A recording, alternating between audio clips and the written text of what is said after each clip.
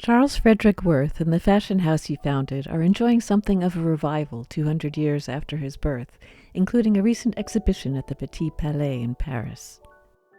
His creations are what we imagine whirling around ballrooms when we think of the Gilded Age.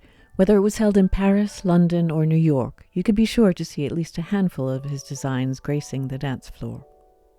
The women he clothed were among the highest ranks of Belle Époque society, including empresses, princesses, and countesses, all of whom helped Worth earn the title, the father of haute couture.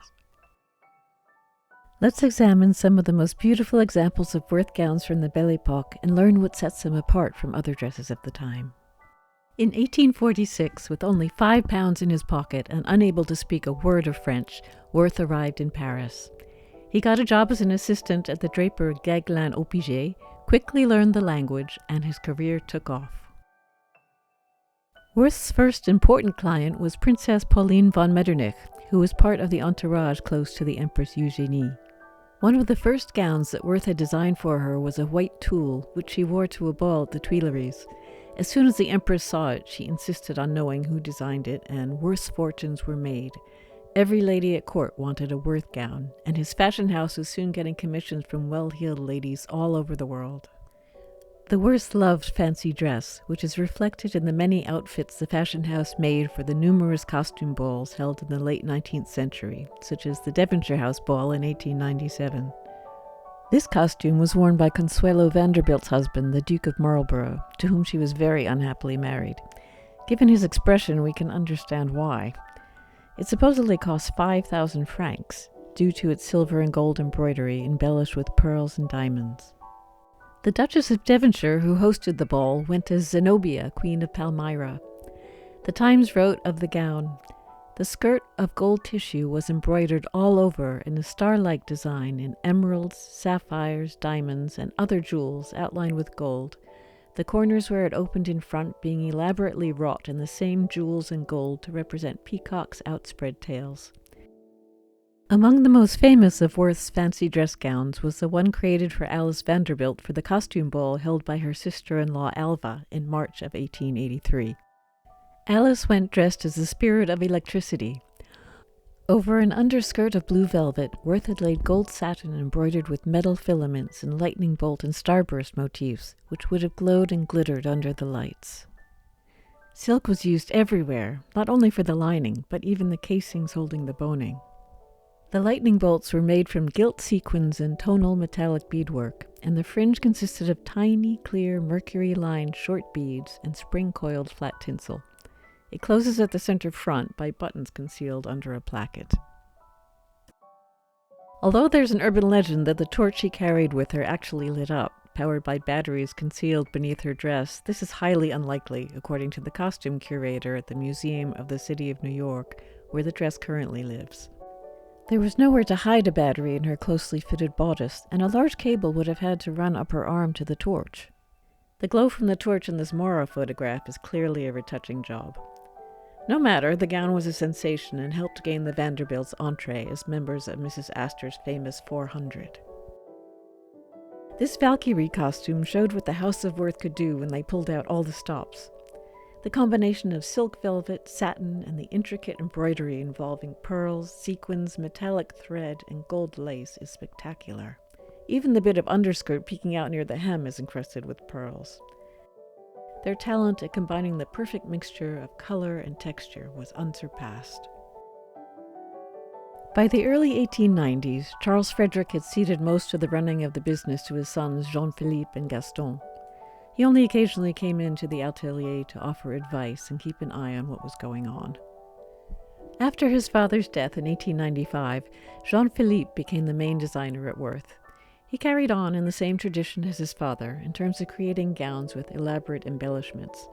But with the bustle finally having gone out of fashion, he was able to reduce the enormous amounts of fabric previously used in favor of following a sleeker, more fluid line that complemented the female figure. The princess line gown was created by Worth in the 1870s, named for Britain's Princess Alexandra. It's still popular today because it created a flattering silhouette for pretty much any figure. It has no horizontal waist seam, only vertical seams dropping from the shoulder and underarm, which has the effect of lengthening the body and emphasizing a woman's natural curves. For example, this late 1890s tea gown attributed to the House of Worth, which is actually quite surprising in its comparatively drab nature. Unlike its more elegant silk sisters, this is made from wool. The only silk is found in the ribbon and cord that adds some minor decoration.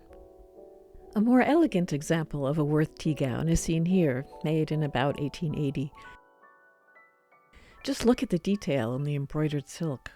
And even though it's just a tea gown made to be worn at home, the interior is perfectly finished. The princess line was used to its greatest effect during the Belle Époque, when we see some of Jean Philippe Worth's greatest examples. This famous lily gown was created for Countess Greffule in 1896. She had the photographer Nadar photograph her as she was getting ready for an evening out. The mirror is perfectly placed so we can see both sides of the dress. Interesting to note is that the original gown as shown in the photo is not exactly as it is in its current state. The embroidered collar and front panel were removed to update the gown for the early 1900s, and the wide bertha collar was a construction done in the 1960s. Jean Philippe Worth called Franca Florio the best-dressed and most beautiful woman in Italy. An Italian noblewoman nicknamed the Queen of Palermo, Franca Florio was the opposite of the dollar princesses common in America. She was the one with the title, her husband the one with the money. Worth made this oak leaf dress for her of yellow silk satin and black silk velvet. According to fashion historian Alessandro Massetti, this gown had to undergo considerable restoration at the Palazzo Pitti in Florence, as it had been kept in less than ideal conditions, and over time much of the silk had torn or disintegrated due to the salts that had been used when processing the original yarn. The American socialite Mary Victoria Leiter, more commonly known as Lady Curzon, had Worth create a few gowns for her. Perhaps the most famous is the peacock dress, made in 1903 of gold and silver thread. It was embroidered by the workshop of Kishan Chand in Delhi, and designed by Jean Philippe Worth to celebrate the 1902 coronation of Edward VII and Queen Alexandra. The talent of these Indian embroiderers is astonishing.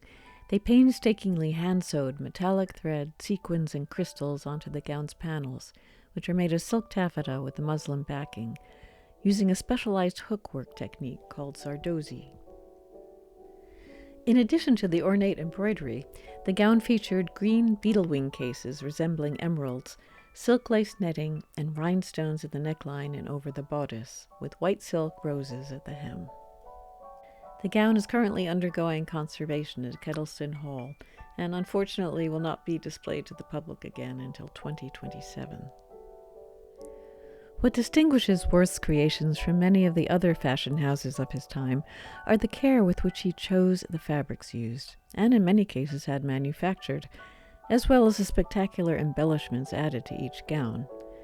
Worth worked closely with silk cloth manufacturers in Lyon to have them produce bolts of fabric designed to order. His ability to combine silk, brocade, velvet, and damask to create dazzling effects was unrivaled.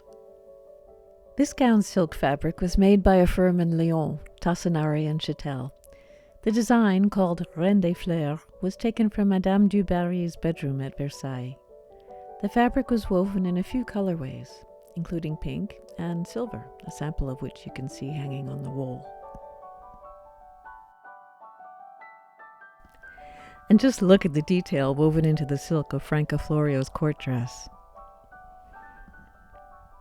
As I had mentioned about the oak leaf dress, some of the fabric used in Worth gowns has not stood up well to the ravages of time, depending on how the dresses were stored and cared for over the years. Some dyes are naturally fugitive, meaning they tend to fade or change color with exposure to the environment. We can see an example of this in the gown made for Louise Van Loon. Looking at it today, the sage green color is not at all unpleasant, but it's not what the original looked like. This painting by Alexandre Cabanel shows the original color to be a lot more cyan than green. If you look closely, you can see just a little of the gown's original color peeking out from one of the folds in the back. Interestingly, there was less finishing to the interiors of the gowns than one might expect. High-end clothing today would never be devoid of a bagged lining, for example. If you look at the inside of a Worth bodice, you can see all the seams and the boning. You can also see that much was hand-sewn, such as the silk boning casings and the whip-stitched seam allowances. Still, the quality of the stitching was superb, even on the interior seams which would never show, as can be seen in this wedding bodice from the late 1880s. The House of Worth closed its doors in 1956, yet Charles Frederick Worth left his mark indelibly on the fashion industry. He was truly the father of haute couture.